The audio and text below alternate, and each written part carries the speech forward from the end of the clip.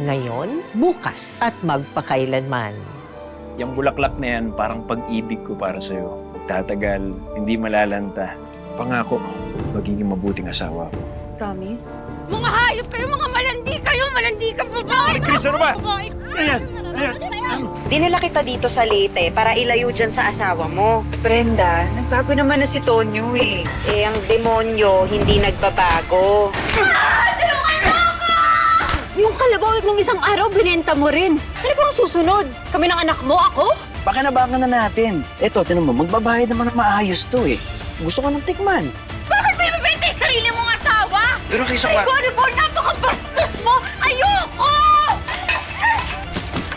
Tulungan niyo ako! Wag! Wag! Hanggang saan nga ba dapat magtiis ang isang babae sa kanyang mister?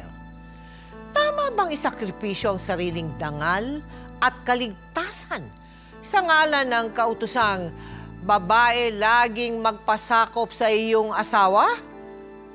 Ngunit paano kung ang pagsunod ay nauwi na sa pananakit, pananakot at sa pilitang pakikipagtalik sa ibang lalaki? Hanggang kailan mananahimik at kailan dapat lumaban ang isang babae? Sa ganito po iikot ang kwento ni Marie Chris sa episode nating pinamagatang Battered Wife for Hire.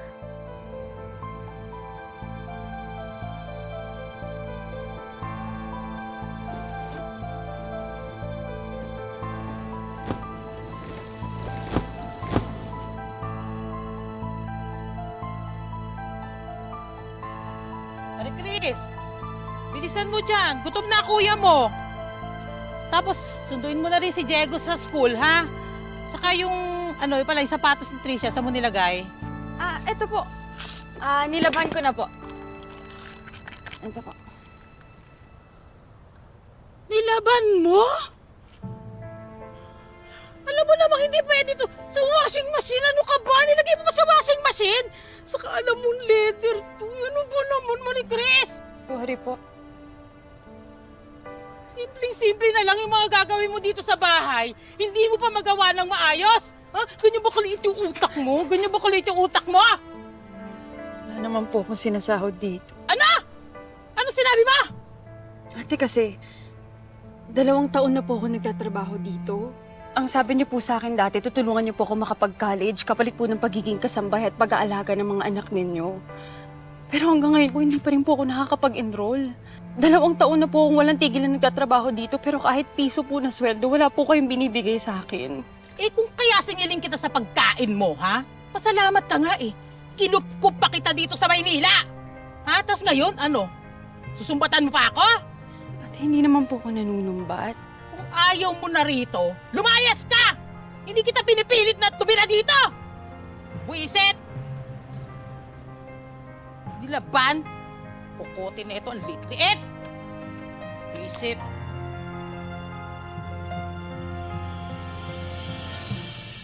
Mary Chris, tubong Leyte ka, di ba? Opo. Eh bakit ka lumuwas sa Maynila? Wala sa inyo doon.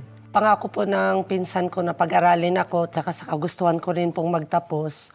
Pumayag po akong maging katulong at kaya ng mga anak niya. Ah, okay. Eh ano nangyari? Pagpunta mo dito, Inabot po ako ng 2 taon doon sa kanila. Wala namang nangyari doon sa pangako niya. ay, hindi ka pinaaral. Opo. Pero sino yung nakilala mo na naging daan para makaalis ka doon sa poder ng pinsan mo? Yung kapitbahay po namin, Oo. yun na. Tapos nagkaigihan kami, nagkamabutihan. Happy Mansari. meron tayong merienda. Tsaka... Oh, ha? Grabe naman. Pero, bakit plastic? Hindi totoong bulaklak. Siguro hindi rin totoo yung love mo sa akin, eh. Hindi ah. Yung bulaklak na yan, parang pag-ibig ko para sa'yo. Magtatagal, hindi malalanta.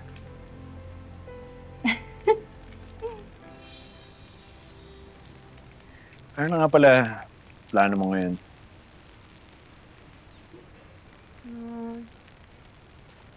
Siguro babalik na lang ako ng later. At least doon matutulungan ko siya na nanay. Hindi gaya dito. Paano na yung pangarap mong magtapos ng college? Tsaka na lang siguro yun. Basta ngayon, ang importante, makaalis ako dyan sa pinsan. Makaalis sa pinsan mo. Kung yun lang naman yung problema, meron ako solusyon dyan. Ano? Magpakasal tayo.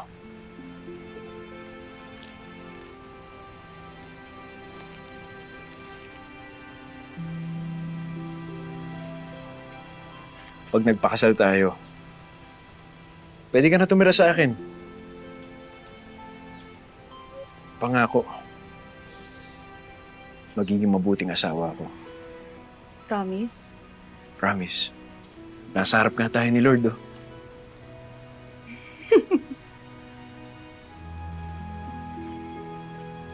Dahil sa kagustuhan ni Marie Chris na makaalis sa bahay ng kanyang pinsan, tinanggap niya ang alok ni Tonyo. Napakasalan siya. Isang desisyong inakala niyang magiging simula ng mas maganda na niyang buhay. Marie Chris, best friend!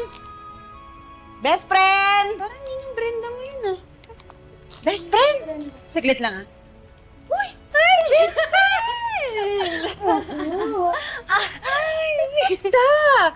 Saglit nga lang, akala ko ba bukas ka pa dadating? Eh di sana sinundo kita sa Ay pier. nako, eme-eme lang yun, no? O nga pala, nabanggit mo na ba kay Tonyo na dito muna ako tutuloy sa inyo? Oo naman, wala raw problema sa kanya.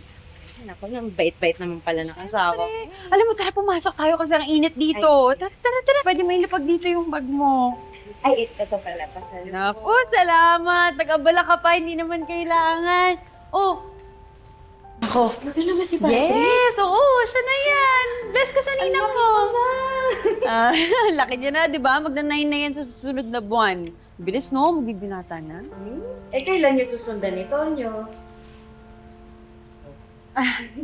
Pwede naman ngayon na. Ano ba? Nakakahiya naman kay Brenda. Bakit? Ayos lang. Ayaw mo ba? Well, anniversary naman natin ngayon. Papa, ako po gusto ko na po ng baby brother. Diba? Paano ba yan? Gusto ni Mister, gusto ng anak. Majority wins. Diba? Oo talaga, best friend.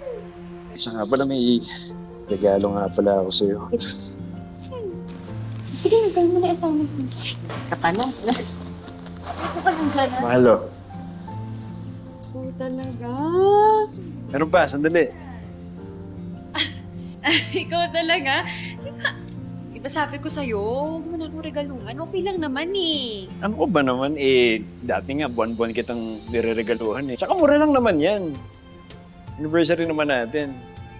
Titignan ko nga. Oh, di ba? Mahal. Salamat, mahal. Teka, bakit panyo? Hindi, mag-asawa pa naman kayo, nagre-regaluhan kayo ng panyo. Alam nyo, ang sabi ng matatanda, hindi maganda magregalo ng panyo, paiiyakin nyo lang yung isa't isa. Ako, palitan mo nga yan. Brenda, ano ka ba? Regalo to ng asawa ko sa akin. Tsaka, di ba hindi naman tayo naniniwala sa mga ganong sabi-sabi? Siyempre. Talaga? Bolo kayo. Brenda, ano ka ba? Nakakaya. Regalo to ng asawa. Pero pwede naman. Papaiyakin kita. Sasaya. Ano ka ba? Kasi na. Okay lang, sila eh. Sa unay mukhang perpekto at masayang dalawa bilang mag-asawa. Hanggang sa...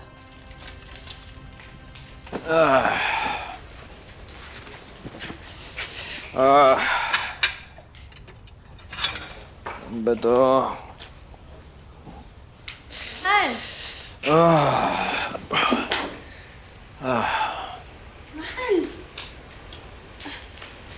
Mahal, saglit nga. Uminom ka ba?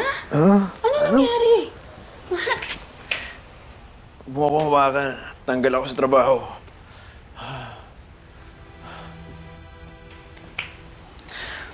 Tubig. May tubig ba dito? Ano? Saglit. Mahal. Mahal, paano tayo niyan?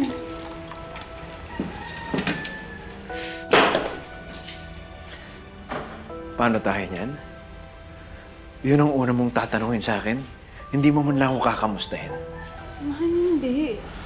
Inisip din kita. Kaya lang, naisip ko lang din si Patrick kasi ang dami niyang bayarin ngayon sa school. O na. Mag-a-apply na ako. Papahinante muna ako. Masaya ka na?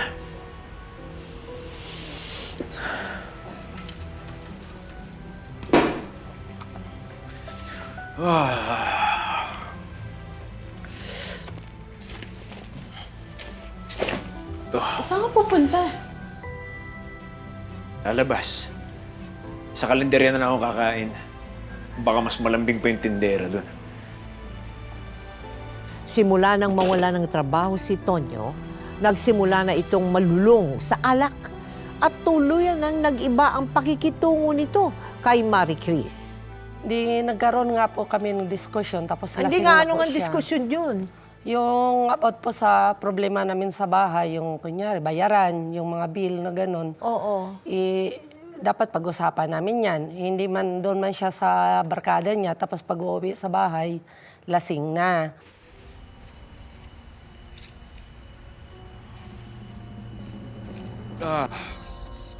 Oh, Chris. Pinga pera. Nabitin kami ni Sean eh. Alam ko meron kang tinatago dito eh. Saan na ba yun? Uminom ka na naman ba? Hindi ako minom. Relax ka lang. Ba, ayoko! Ano ba? Nanay ba kita? Bakit mo ako pinagsasabihan ng ganyan? Ibigay mo na lang yung pera kasi. Ayoko nga, wala na nga tayong pera. Pang-kuryente na lang to. Ibabalik ko naman eh. Akin na. Ayoko, hindi Akin na, nga pwede. akin na. Ayoko Akin na. nga. Akin na! Ayoko nga sabi. Ano ba? Tama na.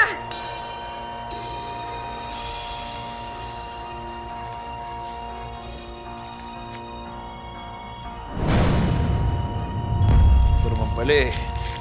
Dadamot ka pa. Pa, akin na yan. Akin na yan. Ano ba? Ba't ba ang kulit mo, ha?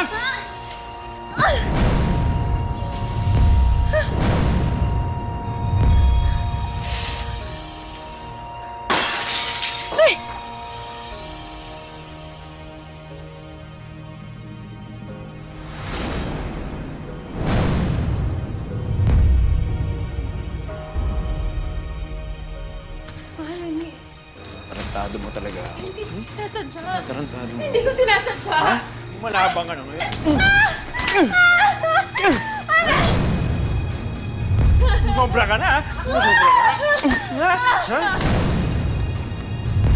Talaga ako tinitigilan, ha? Ha? Papatayin kita. Mary Chris, ha? Papatayin kita. Ha? Ano tinitingin nyo? Abangan nyo ako! Lalabas ako dyan, ha? Hindi kita panindigan. Yan. Para sa'yo, ha? Para sa kayabangan mo. Yabang mo na.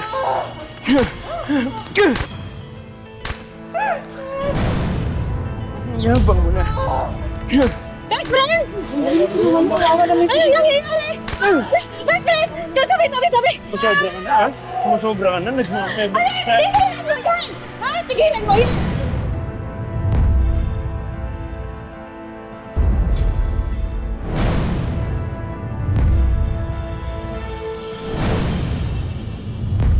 Anong klaseng pananakit ang ginawa niya sa'yo? Nung minsan, sinita ko po siya. Oo. Inaano po niya, sininturon po niya ako hanggang nahataw yung ulo ko. Nawalan po ako ng malay. Nawalan ka ng malay. Opo. Bakit? Anong ginawa sa'yo? Napalo po yung bakil yung ulo ko sa sinturon. Bakil ng Bakil ng sinturon? sinturon. Sinakluluhan ako ng kapitbahay namin. Ah. Dinala ako sa barangay. Oo. Magpa-blatter. Tapos, noon po, nagpahatid na po ako noon sa sa airport para umuwi na po ng Leyte kasama yung anak ko. Anak! Mama! Teka dito. Ipayakap si Mama. Kumusta? Kumusta ang eskwelahan mo? Okay lang po. Naku, gusto mo na ba kumain? Nagugutom ka na ba? Mama, pag di pa po tayo lumulungas sa Manila, miss ko na po si Papa eh. Anak, sorry pero kailangan natin iwan ng papa mo sa Maynila. Si Papa! Si Papa! Papa!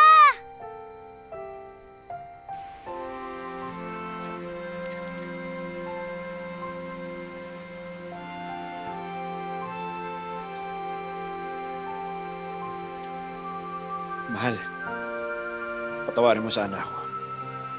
Hindi ko kayang wala kayong dalawa sa buhay ko. Bigyan mo ako ng isa pang pagkakataon. Pangako ko sa'yo, hindi na kita sasaktan.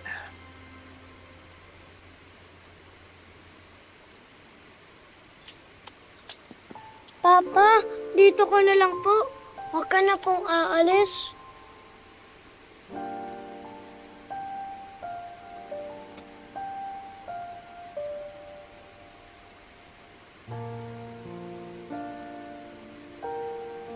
Simula na lang tayo ulit.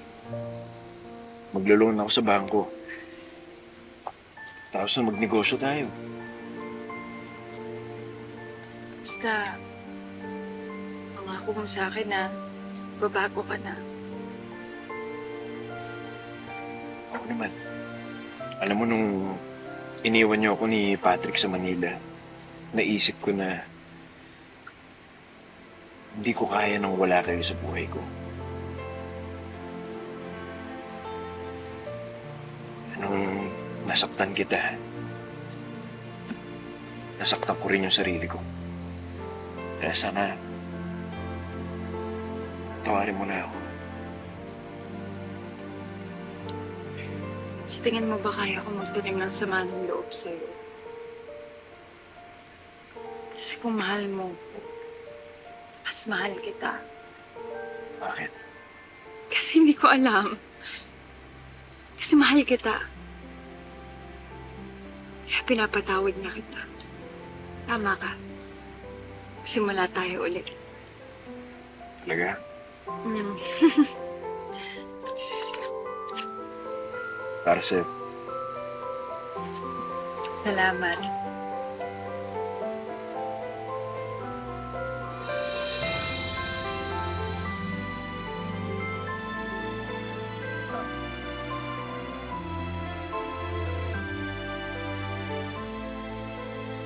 Para sa kanyang anak, pinili ni Marie Chris na patawarin si Tonyo at sinubok magsimulang muli bilang mag-asawa. Inaanay na ba talaga yung puso mo, Marie Chris, ha? At napakarupok? Dinala kita dito sa Leyte para ilayo dyan sa asawa mo. Tapos umalis lang ako saglit. Pagbalik ko, kayo na ulit. Brenda, nagbago naman na si Tonyo eh. Tignan mo nga, may sarili na kaming sasakyan dahil sa kanya. May sarili na rin kaming kalabaw. Ay nako, ang demonyo hindi nagbabago. Natawad na ako ng asawa ko, di ba? Muna ako siraan dyan. Hindi po kita sinisiraan. Pinapaalala ko lang po sa kanya yung ginawa mo sa kanya noon. Nagbago na nga yung tao, di ba? Huwag mo nang ibalik pa. Na, pwede bang tama na? Sa harap pa talaga kayo ng bata nag-aaway. May bata o narinig kayo. Sige na, pagpasensyahan mo na lang. Paring Tonyo, ito na yung manok na pinalagaan mo. Ay, sige, Malaki sige. na. Salamat. Balik ko na sa'yo. Sige. Brenda, hawakan mo nga muna si Patrick. Ayan, Panabong ko. nagsasabong ka? Wala to. Panlibangan ko lang dito. Boring dito eh. Huwag ka na mag-isip ng kung ano-ano. Mama, Papa, pwede po ba tayo mamasyal? Oo naman. Yay! Tara. Di ba? Okay. Siyempre, makakasakit tayo dyan sa sasakyan natin, ha? Oo. Okay.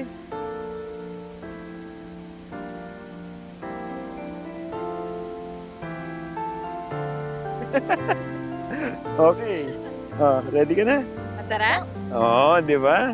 Ikaw. Tara. Sige. Dito ka. Dito ka.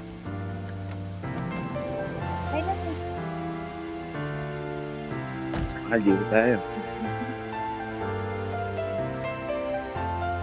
Tandahan. Ha?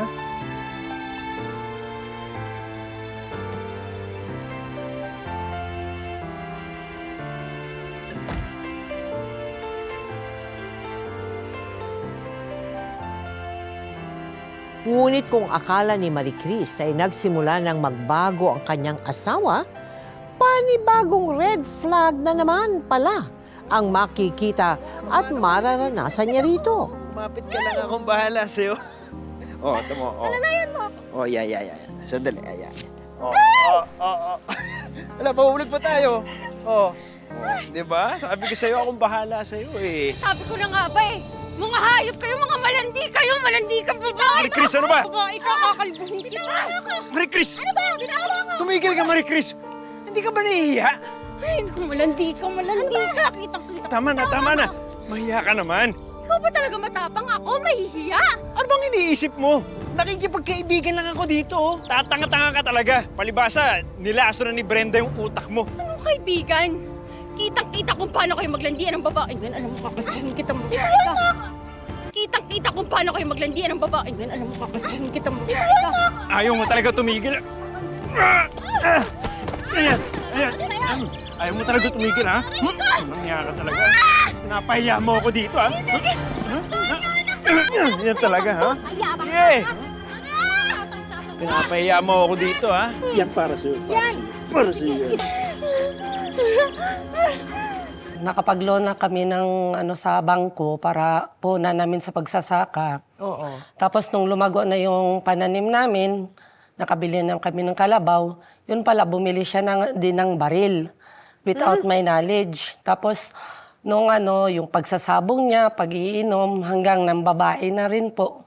Todo-todo na, ha? Opo, kasi wala nang preno. wala Oo. na akong sa sarili ko noon. Yung pag-aalaga sa sarili kasi tanim bahay lang pag-aalaga ng anak ko ang namin kasi halaman nga namin, garden nga yun.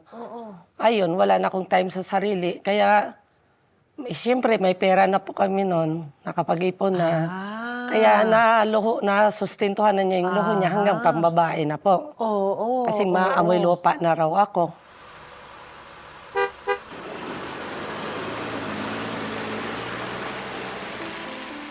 Hoy! Ano nangyari yung sasakyan? Ibalik niyo yan! Oo. Huwag mo na kabulin. Binenta ko na sa kanila yun, eh. Binenta mo? Oo. Yung kalabaw nung isang araw, binenta mo rin. Ano bang susunod? Kami? Kami ng anak mo? Ako? Bakit ba ang drama mo? Ha? Mababawi rin natin yan. Tonyo, yung loan natin sa bangko, hindi na lang pinababayaran. Kasi mga gamit natin pang kabuhayan, unti-unti mong binibenta. Baka mamaya niya sa isang araw, sa kangkungan na tayo pulutin. Hindi ba napag-usapan na natin to? Hindi mo papakialaman yung diskarte ko. Alam mo, pag napikon ako sa'yo, iiwanan kita. Anong gusto mo? Iwanan kita? Ha? Bakit di ka makasagot? Iwanan kita dyan eh. Tuh!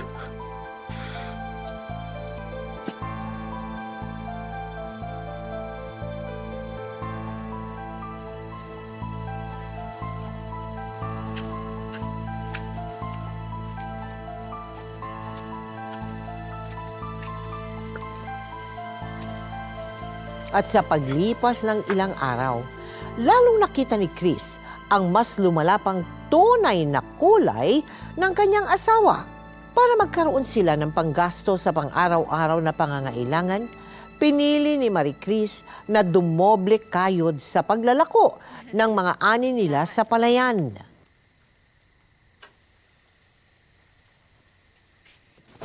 Aray! Aray! Sino? Si Berto yun, yung anak ni Mang Nelson. May binili lang siya sa akin. Lalaki mo yun? Anong lalaki Lalaki mo yun? Hindi! Malandi ka. Iniiputan mo ako sa ulo. Akala mo hindi ko mapapansin. Yung tinginan nyo, lalo na nakuha mo yung pera. Ano pang binenta mo maliban sa palay? Ha? Ano pang pinatoka mo? Ha? Sumagot ka! Wala! Wala? Wala! Sumagot ka ng maayos. Tonyo, nasasaktan ako! Alam mo, mabuti pa. Pagkakitaan natin yung pagiging malandi mo. Ibebenta ko yung katawan mo. Tonyo, masakit! Para may pang-inom at pang-sabong ako.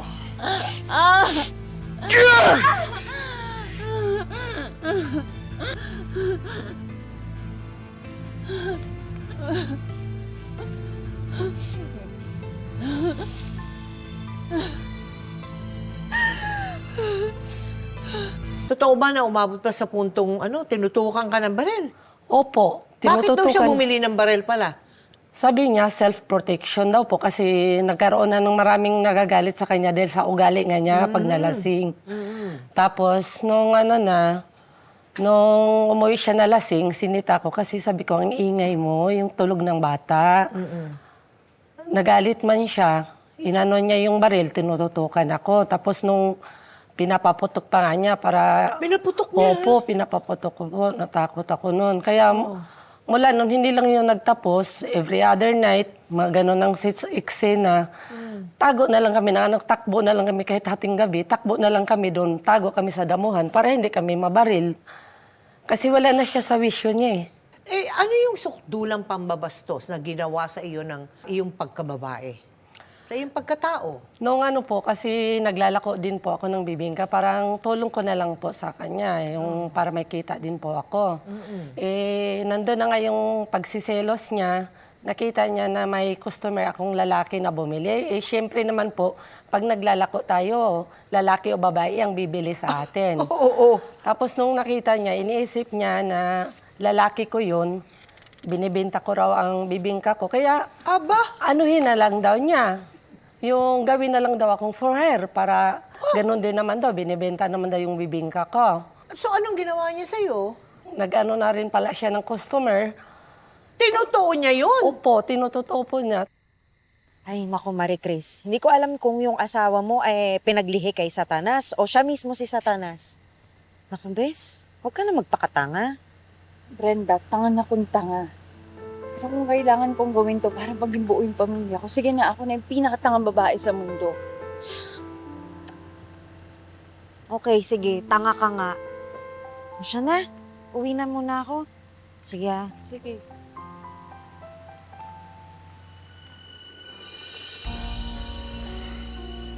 Ayun. Ito na. Alak pa. Tonyo, O bakit? ano pala yung asawa mo eh?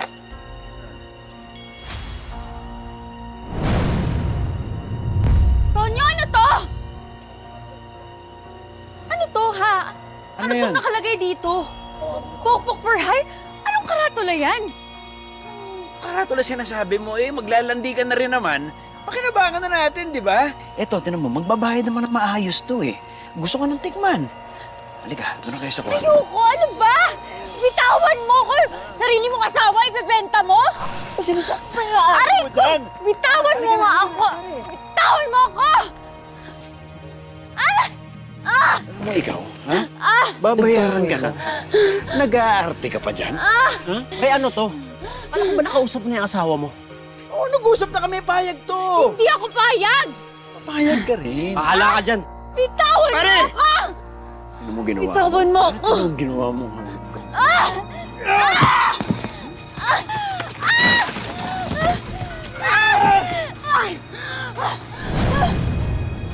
Sira ulo ka, ha? Lalandi ka pa? Lalandi ka pa? Halika dito. Halika dito. Halika dito. Halika dito. Tulungan niyo ako! Ano mo ginawa? Bitawan mo ako! Ano mo ginawa mo?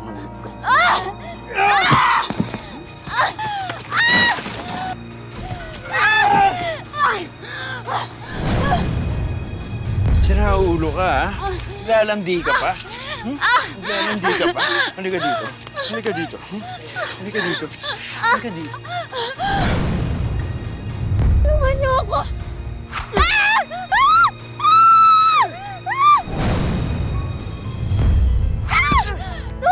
Sira ulo ka, lalandi ka, ha? Ha? Ha? Papatayin talaga kita. Tulungan niyo ako! Umiiwas ka pa talaga. Halika dito. Halika dito. Halika dito. Tumayo ka. Tumayo ka. Tingnan mo yan!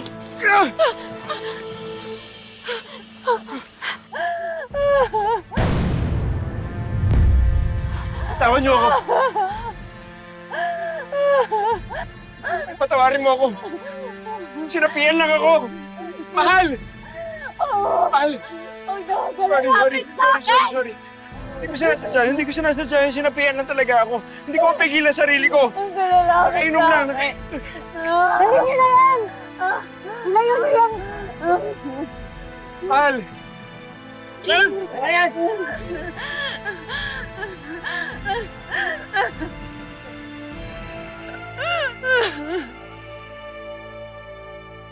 Best friend, ano nang plano mo? Babalik ka na ng Maynila? Oo. Inalak ako mag-security guard ng kaibigan ko. Hindi man ganun kalaki yung sweldo, pero okay na rin yun. At least doon makakapagsimula kami ng anak ko. Mabuti na yan. Hindi naman huli ang lahat para magsimula ulit. Ma, ano pong pwede kong itulong po sa inyo? Ikaw talaga. Okay na. Kaya ko na to. Kaya na ni Mama to. Huwag ka na mag-alala sa akin. Ha? Bakit ganyan ka pa rin makatingin sa akin? Ano bang problema? Wala po. Ang swerte ko po kasi kayo pong mama ko. Paglaki ko po, hindi na po kayo magtatrabaho. Ako na pong bahala sa inyo, alagain ko po kayo. Oh, ikaw talaga. Talaga din. O sige na, sumama ka muna sa ninang mo. Para makapagpahinga ka. Ay, gusto mo ng halo-halo? Sige po. Ikaw naman na bahala ah. Sige na.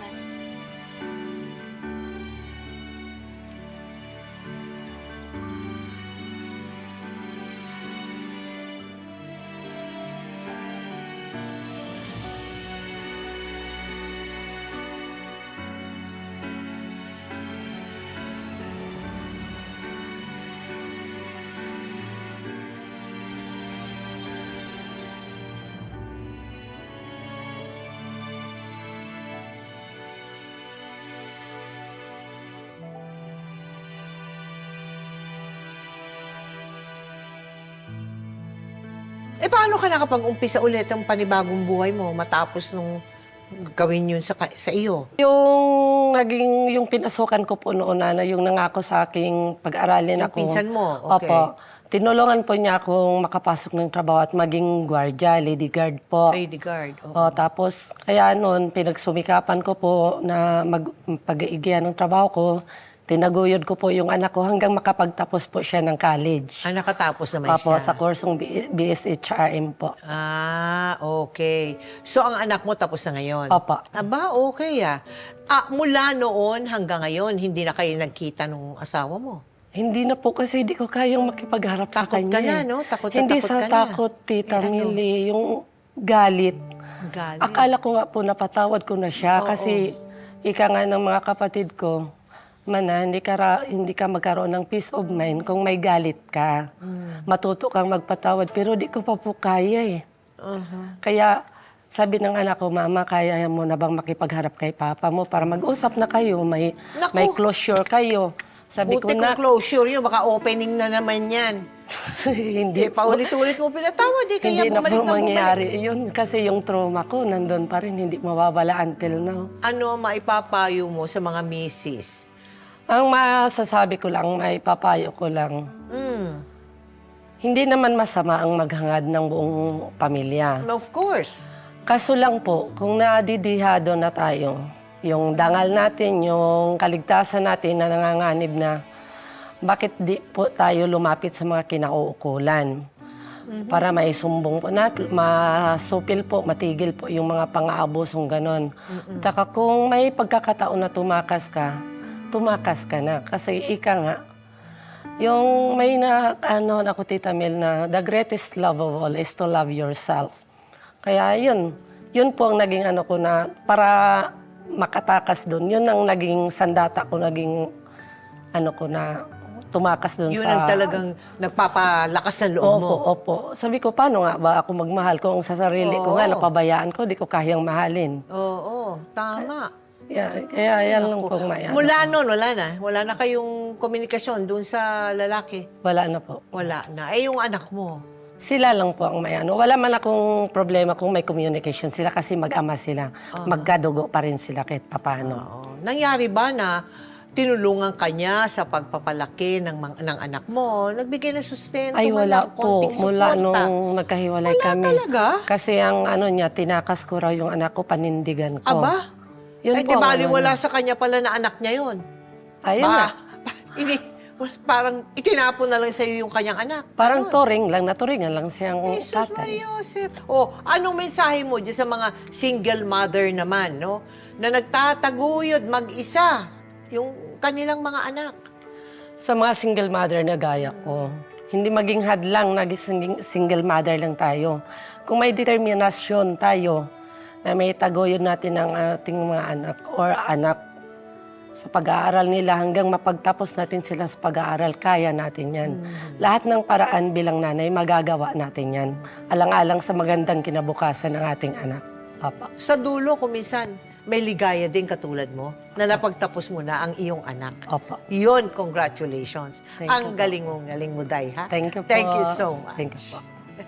Ang paglayo sa pang-aabuso ng mister ay hindi pagsway sa Diyos, kundi isang matapang na hakbang upang iligtas ang sarili mula sa takot, karahasan, at unti-unting pagkawasak ng isip at pagkatao.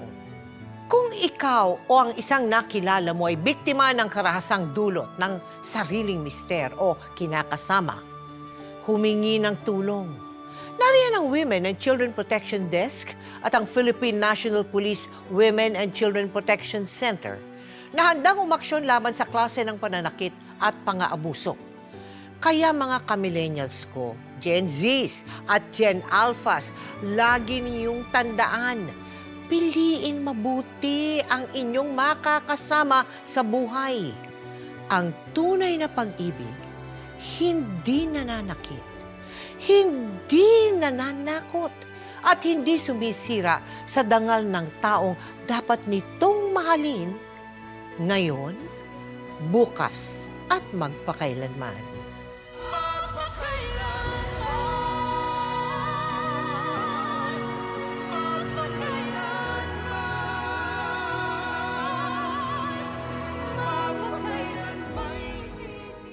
Ikaw, bata ka pa. Ayaw mo maging maligaya? Pwede ka mag-asawa muli. Dalaga ka pa rin. Binata naman ulit ako. Baka tayo talaga para sa isa't isa. Siyan pinipilit ko magbago para sa'yo. Gusto ko maging responsableng ama. Mabalik ako sa pag-aartista. May kikitain na tayo ulit. Magsisikap ulit ako para sa atin. Huwag ka mag-alala. Lagaan kita, ha? Kamaya sa akin. I love you. I love you too, Han. Fred, papayag ka ba kung magpakasal na tayo? Fred Moore de los Santos. Will you marry me? Reunited in love. The Fred Moore and Jennifer de los Santos love story.